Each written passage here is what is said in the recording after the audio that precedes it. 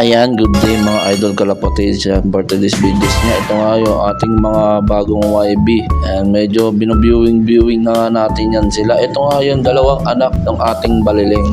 Yan yung naging anak ng ating baliling ng dalawa na yun. At ito nga yung isang breeders nga natin na galing sa tropa natin na taga Pande. Bernasa Line Vandenbroek ang lanyanan. Ayan, shoutout niya sa'yo brother dito sa pinamahagi mong linyada. Meron na nga ito naging anak dito sa ating loob. Naka pang north nga ito na ring yung mga anak nga nila. Ayun yung puti at yung isa nga yung grizzle. Yung anak nga niyang puti ay hindi nga natin yan ililipat. First time natin magkaroon ng puti na ibon. Yung ibang mga kasama nga dyan is mga nakapang north at mga nakapang south na YB. Mga ilalaro nga natin next season. Sana nga ay maganda ang maging lipad nito sa ating loop.